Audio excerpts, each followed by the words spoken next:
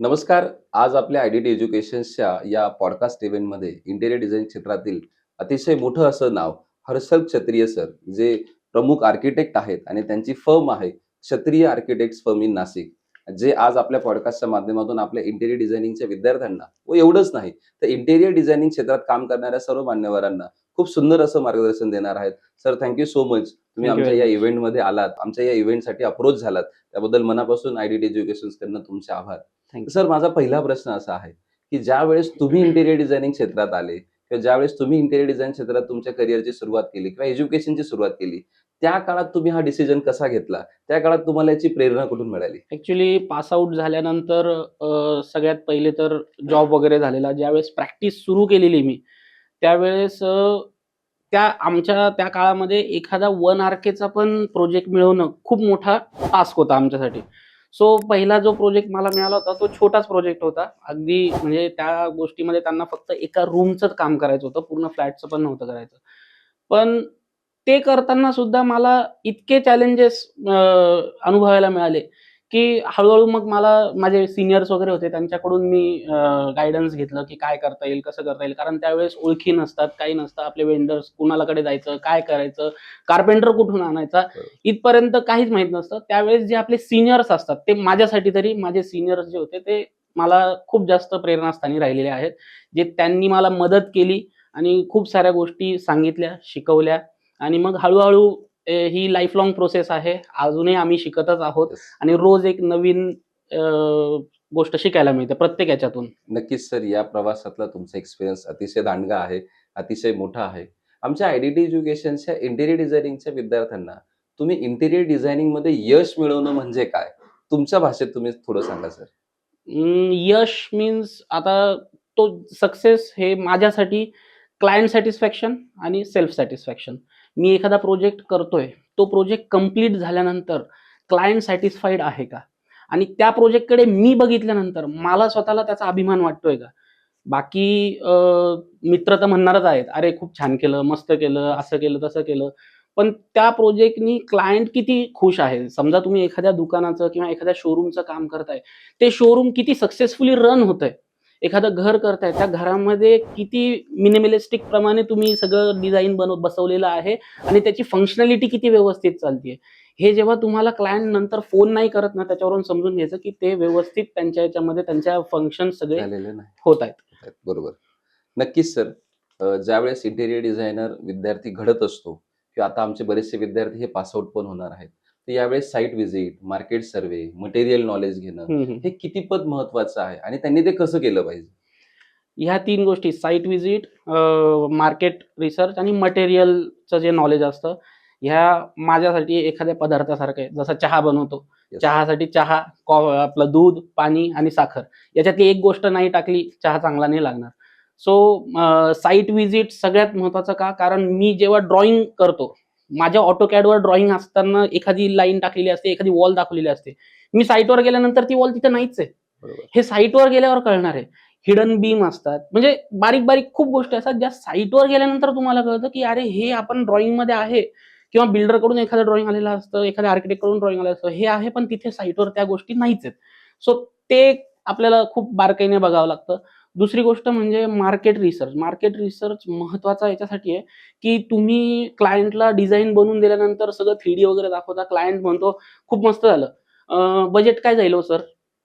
त्यावेळेस जर मला माहीत नसेल, तर माझं उत्तर असतं, ठीक आहे, मी विचारून सांगतो, बघून सांगतो."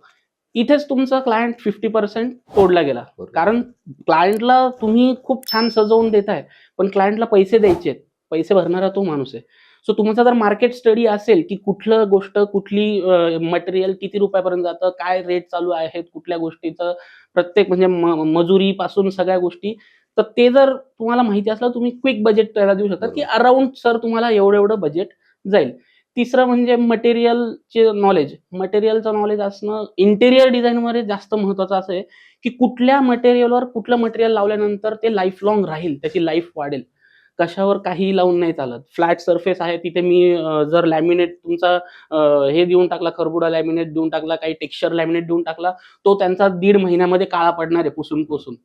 सो तिथे कुठला लॅमिनेट, व्हर्टिकलवर कुठला वापरायचा. सो हे नॉलेज जर आपल्याला असलं, तर तो क्लायंटचा जास्त फायदा असतो. सो ते नॉलेज ठेवणं खूप गरजेचं आहे. येस. नक्कीच सर. आता आमचे पण विद्यार्थी बरेचसे पास आउट होतात दरवर्षी. यावर्षी देखील आता 2026ला आमचे बरेचसे इंटिरियर डिझायनिंगचे विद्यार्थी आता हे पास आउट होणार आहेत आणि हे पास आउट होत असताना जेव्हा ते त्यांच्या आयुष्याला नव्याने सुरुवात करतात, हं. नव्याने करिअरची सुरुवात करतात, तर सर्वात मोठे चॅलेंजेस त्यांच्यासमोर कोणते उभे राहतात? करिअर सुरू करताना सर्वात पहिले म्हणजे मी स्टुडंटसाठी सांगतो, की पहिले डिसिजन घ्या, की तुम्हाला करायचं काय? मला पहिली माझी स्वतःची प्रॅक्टिस करायची आहे का मला जॉबच करायचा आहे? जर तुम्हाला पहिले प्रॅक्टिस करायची असेल, तर लगेच कुठल्या अशा रील्स बघून किंवा कोणते इन्फ्लुएन्सर आजकाल खूप जास्त Instagramवर वगैरे हे असतात. सो त्यांचं बघून आपण लगेच सुरू करून दिलं, काम चालू करून दिलं, आपल्याला मिळेल, आपण खूप मोठे आर्किटेक्ट होऊ असं नाही होत. म्हणजे ही वस्तुस्थिती आहे. बरोबर. त्याच्यात कोणाला वाईट वाटण्याची गरज नाहीये.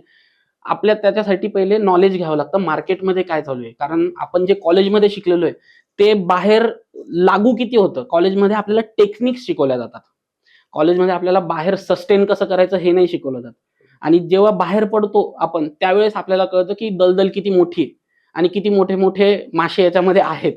तर त्यांच्याबरोबर सर्व्हाईव्ह करण्यासाठी पहिले आपल्याला प्रॅक्टिस करावी लागते. बरोबर. थोडे वर्ष आपल्याला द्यावे लागतात. तर ही गोष्ट खूप महत्त्वाची आहे. चॅलेंजेस प्रोजेक्ट वाईज जर म्हटलं तर रिॲलिटी म्हणजे Netflix व्हर्सेस रिॲलिटी म्हणतो मी, बरोबर. की क्लायंटला तुम्ही खूप छान म्हणजे क्लायंट तुमच्याकडे येतो. आजकाल क्लायंट पण खूप हुशार झालेले आहेत.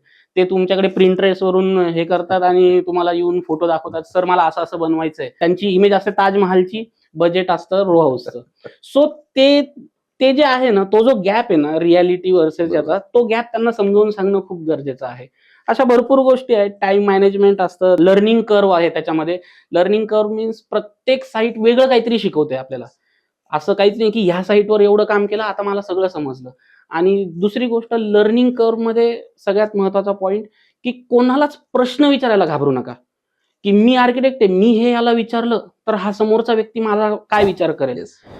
सुरुवातीला तुम्ही जेव्हा तुमचे केस पांढरे होतात, त्यावेळेस जरी विचारलं तरी काही प्रॉब्लेम नाही. सुरुवातीला तर मी तर म्हणतो विचारावं. जितके प्रश्न विचाराल तितकी जास्त माहिती बरोबर. मिळेल. आता मार्केटमध्ये एआय, 3D, व्हीआर अशा टेक्नॉलॉजीज मार्केटमध्ये आता आलेल्या आहेत आणि या टेक्नॉलॉजीज आल्यानंतर एआय आणि व्हीआर सारख्या टेक्नॉलॉजी आल्यानंतर डिझाइन इंडस्ट्रीमध्ये कशा प्रकारचा बदल होतो? ह्या 3 गोष्टी आता आता खूप जास्त हे आहेत, ह्या ट्रेंडमध्ये आहेत. आता आम्ही ज्यावेळेस केलं होतं, त्यावेळेस आम्ही AutoCADवर ड्रॉइंग करायचो, SketchUpवर 3D करायचो.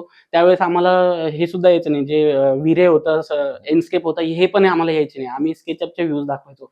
पण याच्यानी एआयनी काय आहे, की एआय तुम्हाला आज तुम्ही फक्त व्यवस्थित एक प्रॉम्प्ट द्या त्याला, तो तुम्हाला कलर पॅलेटपासून ते तुमचे प्रेझेंटेशनपर्यंत म्हणजे अक्षरशः पी पण तुम्हाला बनवून देतो. सो तुमचा टाईम खूप त्याच्याने वाचतो. सेकंड थिंग आहे 3D. 3D मीन्स क्लायंटला तुम्ही दाखवलं, की हे असं तुमचं दाखवलं. त्यांचं डिसिजन जे आधी आठवडे, 2 आठवडे किंवा अर्धा महिना निघून जायचा, त्यावेळेस मग क्लायंट थांबा विचार करतो, मला घरच्यांना दाखवायचंय. ते आज तुमच्या कदाचित 1-2 मीटिंगमध्येच त्याला व्हिज्युअलाइज होऊन जातं, की माझं घर कसं दिसणार आहे, माझी रूम कशी दिसणार आहे. बरोबर. आणि आपण आता इतके चांगले मटेरियल्स लायब्ररी पण आलेल्या आहेत त्या सॉफ्टवेअर्समध्ये, की एक्झॅक्ट कुठलं मटेरियल मी वापरणार आहे तुमच्या बॅक पॅनलला, तुमच्या टीव्हीच्या पॅनलला, हे आपण तिथे लावून त्यांना ॲक्चुअलमध्ये दाखवू शकतो.